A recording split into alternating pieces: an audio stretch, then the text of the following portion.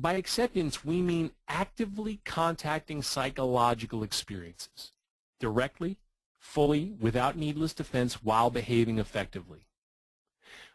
What we mean by that is we're going to try to teach our clients to simply have what shows up for them emotionally, in their thoughts, in their sensations, in their urges, the feelings, the role proclivities that we have, the cognitions, those psychological experiences that I just mentioned. We're going to set up a context where people learn to simply have them. Just have them. Now, what's different about ACT is, compared to a lot of other types of therapeutic approaches, is other therapeutic approaches sometimes try to get rid of emotions, sensations, thoughts, talking people out of having certain types of cognitions. What we're doing in acceptance and commitment therapy is inviting people to simply have what shows up. Now, that is actually culturally deviant. We don't actually get that kind of message in Western civilization all that often. We're usually being told to control our feelings or our thoughts or stop thinking a certain way. I have a teaching point that I'm about to do. I'm going to warn you that once I do this, it might kind of make you alerted to the way human beings talk to each other. It's kind of like this. If you've ever learned a new word, you've never heard it before, and you learn a new word, you look it up, and all of a sudden, you're hearing people use it and reading it more. Well, I'm about to do that to you in a different way. I'm not going to give you a new definition. I'm going to enlighten you about something or highlight something. People typically, when they're talking to each other, actually say a lot of non-accepting things. We teach each other as adults to not have certain types of private events or psychological experiences. Now listen for them. I'm just going to say a couple of them. We say these kinds of things all the time. Hey, what are you getting angry at me for? Don't get mad at me. Oh, there. Don't be sad. Oh, what are you getting nervous about? Don't even worry about it.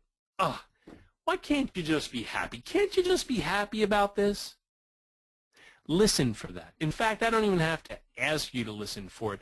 Once you start to embrace the idea of what acceptance is all about therapeutically, you will start hearing those phrases all the time. It's astonishing just how often throughout the day people will tell each other. Adults will tell other adults, adults will tell their children to not have a psychological experience. What we're saying in ACT is, what if we can look at them as if they weren't dangerous, something to be gotten rid of? We don't have to defend against them. And what if we can also look at the fact that sometimes when we try not to have certain feelings, sensations, and urges, thoughts, sometimes when we try to get rid of them, wow, they really get stuck. I mean, if you don't want to have a certain emotion and you do something to try to get rid of it, a lot of the time, it stays there. Think about what happens with some folks with depression. Not everyone, but some people might have this feeling of being dejected, very sad and blue, having thoughts about how horrible of a person they are, and this really low self-esteem. And what does somebody with a depressive repertoire sometimes do in order to get rid of that or escape that and not actively contact it? Well, I've had clients that sleep 12 hours, and when they wake up and they feel depressed, they take some sleeping pills and they go back to sleep, so that they're spending hours of their life in bed. And then they watch mind-numbing televisions. This way they don't have to think about anything. And they're watching Jerry Springer reruns. And they're just trying not to think about anything. And maybe they'll crunch some Vicodin and wash it down with scotch. This way they're not thinking, feeling that stuff. And then they kind of have this realization when they sober up and wake up the next day that what they've been doing the last 72 hours of their life, that is something to be depressed about from their perspective. It's that lack of willingness to contact the psychological experience. It's the attempt to try to get rid of the psychological experience that sometimes makes people get even further stuck in it. That's why in a lot of workshops, we will have these kinds of Chinese finger cuffs or finger traps. It's a good metaphor for what happens with our emotions, with our sensations, with our urges. When we say, I don't want to have this in my life, I want to escape it. And when you put your fingers in one of these finger traps, the more you pull to try to get out of it, the tighter the trap gets on you. And the more you pull, the stucker you get. What we're trying to teach people is this concept of acceptance. To just actively have what shows up in your life. That's not taught typically in our society. It's just atypical.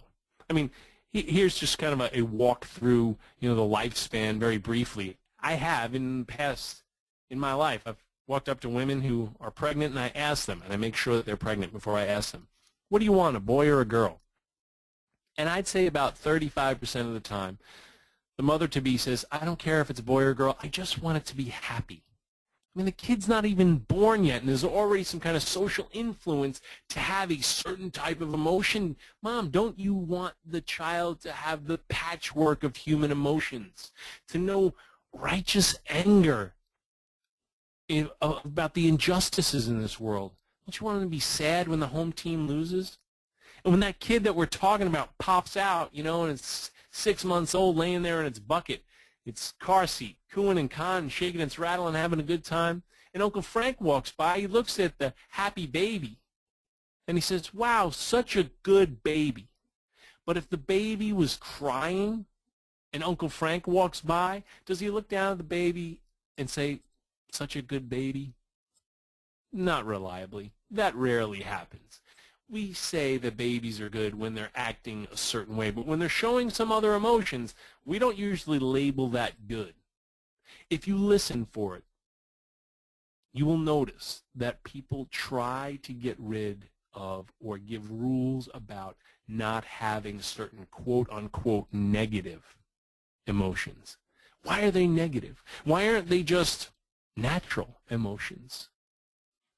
We teach our clients to be careful about this control agenda, to try to get rid of emotions sometimes is folly, sometimes makes the problem worse. It's counter-therapeutic.